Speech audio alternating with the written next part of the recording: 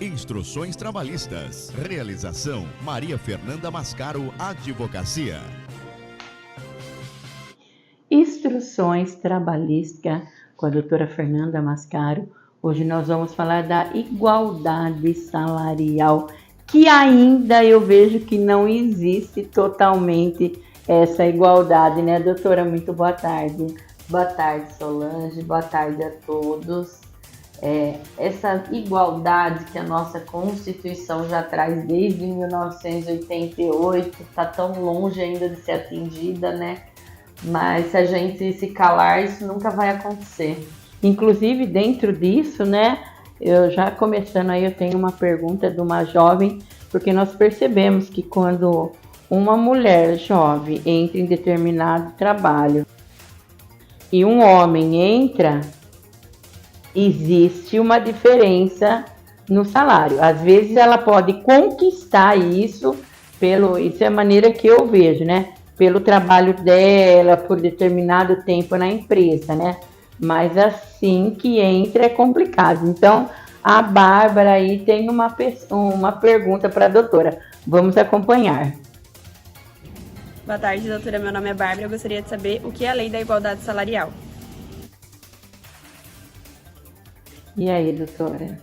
Então, Bárbara, essa igualdade salarial entre homens e mulheres, como eu já falei, é previsto desde a nossa Constituição de 1988.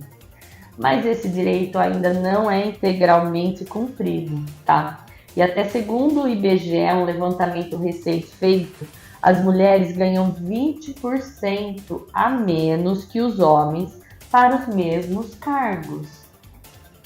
Isso significa que as mulheres precisam trabalhar 2 meses a mais por ano para ganhar o mesmo que o homem, tá? E a legislação acerca da igualdade salarial precisou vir também, não só a lei constitucional, a lei ordinária também veio previsto isso. E tem uma lei recente sobre o assunto, a Lei 14.611 de 2023, tá? Juntamente com um decreto que regulamenta essa lei de 11.795 e a portaria 3.714, todas de 2023, que ela foi criada justamente nesse intuito de tentar corrigir essas lacunas, para combater e eliminar essas disparidades de salário que ainda existem, tá? Para proporcionar o quê? Uma maior segurança para as mulheres. A gente precisa de instrumentos para tentar lutar com isso, porque só a Constituição vimos que não foi suficiente, né? Essa promoção da igualdade de remuneração entre homens e mulheres que desempenham funções equivalentes precisam ser combatidas, porque também é uma forma de discriminação ainda existente na nossa sociedade. Elas também precisam ganhar salários justos e iguais aos dos homens, se exercem o mesmo trabalho, né, Solange?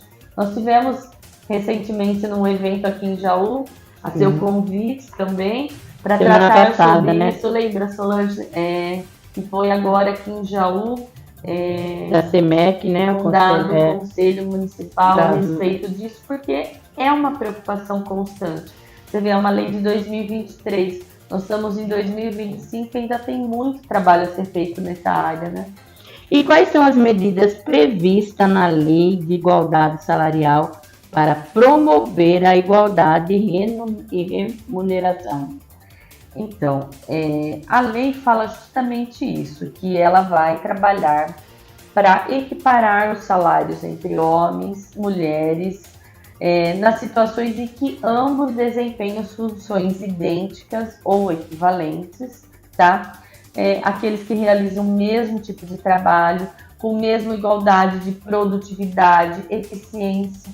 Sabemos que é tudo igual, por que fazer diferença, né? Não dá para entender, porque até hoje nós temos que falar isso se é tudo igual. Mas ainda precisa vir a lei reforçando essa necessidade de equiparar, de lutar por essa igualdade, porque isso ainda nós não estamos atingindo, mesmo com a nossa Constituição lá de 1988. As empresas precisarão criar ou se adaptar seus canais de denúncia existentes e divulgar para seu público interno para receber denúncias relacionadas à discriminação salarial entre mulheres e homens. Então, essa lei veio de uma forma muito ampla, até mesmo porque eu falei que já tem um decreto e portaria, e tudo isso prevê o quê?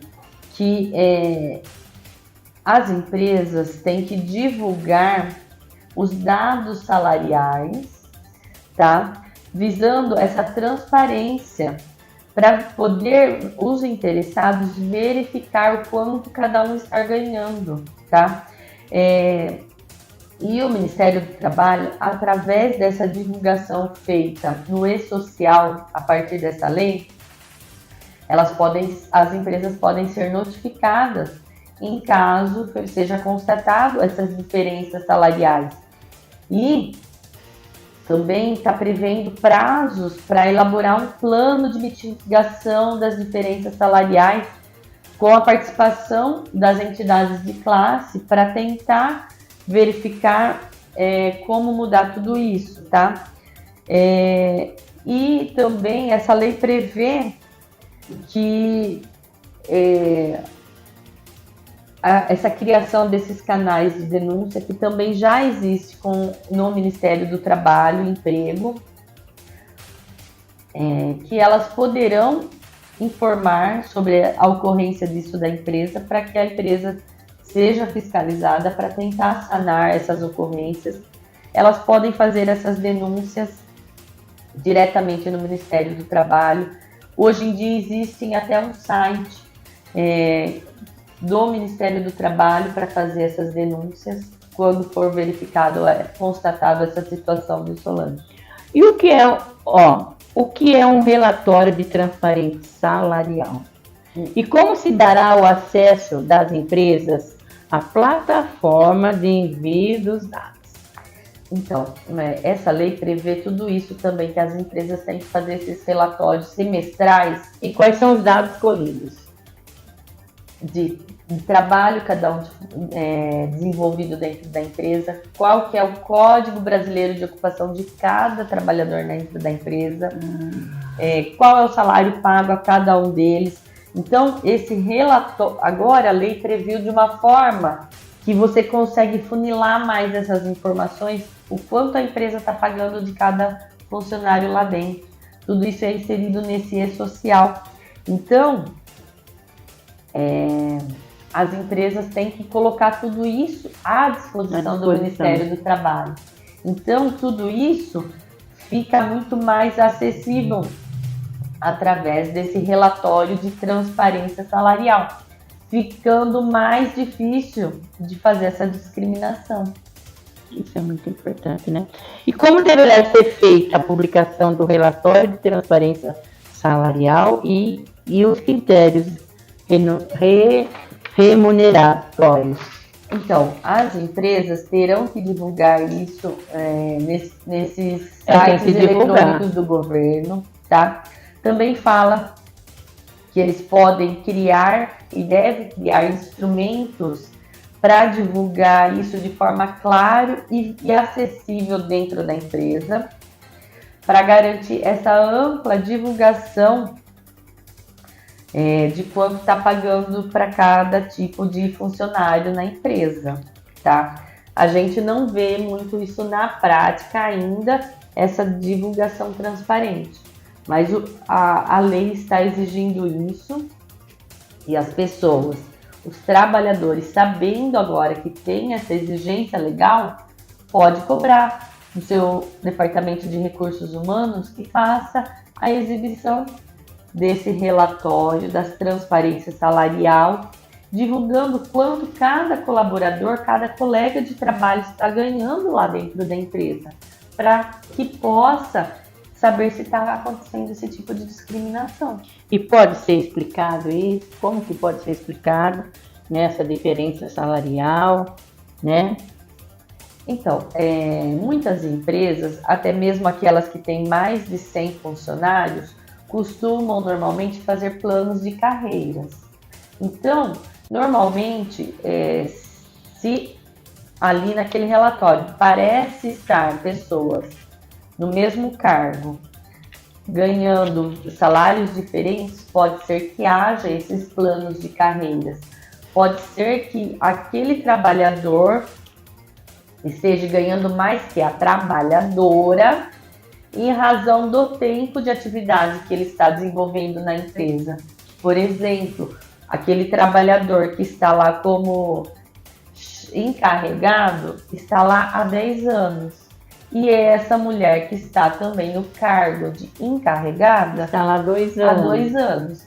E se a empresa tem essa questão de plano de carreira, tem previsões de diferenças salariais para quem está há mais tempo na empresa.